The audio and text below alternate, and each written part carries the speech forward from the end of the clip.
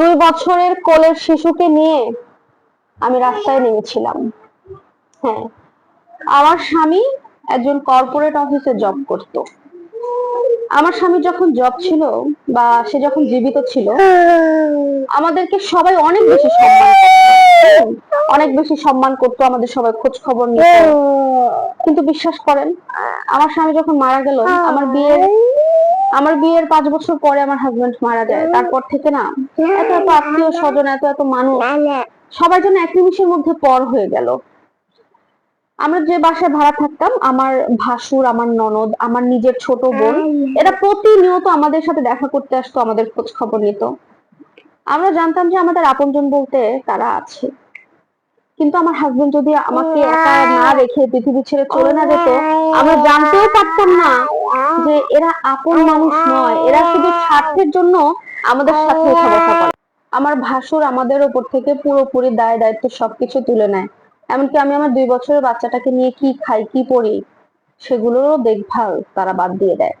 আমার ননদ বলে, আমি এখন ব্যস্ত, আমি তোমাদের খোঁজ খবর নিতে পারবো না, যখন সময় পাবো গিয়ে দেখে আসবো। এত সুন্দর করে বলে দেয়। অথচ যখন আমার স্বামী বেঁচে থাকতো, সপ্তাহে একদিন, মাসে 3-4 দিন তারা এসে আমাদের সাথে দেখা করতো, আমাদের বাড়িতে থাকতো, খাওয়া দাওয়া করতো, গল্প গুজব করতো।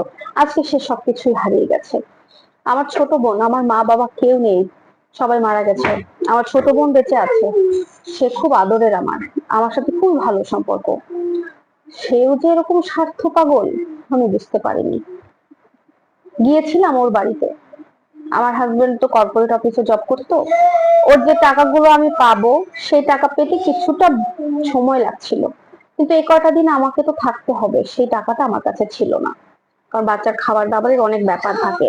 সবকিছু মিলিয়ে আমি আমার বোনের বাসায় যখন গেলাম, আমার বোনের স্বামী যে ব্যবহারটা আমার সাথে করেছে, সেটা আমি কোনোদিনও ভুলতে পারবো না। হ্যাঁ, আমাকে মুখে বলেনি, কিন্তু তাদের আচরণ, তাদের কথাবার্তায় আমার বুঝতে কোনো কিছু বাকি নেই। ওদের বাসায় গিয়েছিলাম 7 দিন থাকতে, কিন্তু একটা রাত থাকতেই আমার দম বন্ধ হয়ে গিয়েছিল।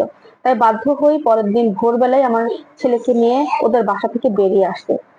তারপরে বাধ্য হয়ে আমি আমার গহনাটা বিক্রি করতে। পরবর্তীতে চিন্তা করলাম বিক্রি না করে বন্ধক রাখি। বন্ধক দিয়ে যে টাকাটা পেলাম, সেই টাকা দিয়ে আমি একটা ছোট্ট ঘর ভাড়া করি এবং একটা বিজনেস করার ট্রাই করি। কিছু কাপড় কিনে নিই। আমি সেলাই কাজ জানতাম, সেখান থেকে আসলে আমার কাজ শুরু হয়। তারপর ধীরে ধীরে ধীরে ধীরে আজকে 3টা বছর পরে আমি কাজটার পরিসর অনেক বাড়াতে পেরেছি। আমার আন্ডারে এখন 15 জন মেয়ে কাজ করে। বিশ্বাস করুন, আমার হাজবেন্ড না মারা গেলে আমি হয়তোবা আমার এই কাছের মানুষদের আসল চেহারা কোনোদিনও চিনতে পারতাম না। তবে আমার স্বামীকে আমি অনেক ভালোবাসি। সে আজকে নেই বলে আমি অন্য কোনো পুরুষকে আমার জীবনে জড়াবো, এমনটা আমি কোনোদিনও করবো না। আমি আমার ছেলেকে নিয়ে সারাটা জীবন এভাবেই কাটিয়ে দিতে চাই। তবে হ্যাঁ, ওই মানুষগুলোর শরণাপন্ন আমি আর কোনোদিনও হব না, যারা বিপদের সময় আমাকে দূরে ঠেলে দিয়েছে।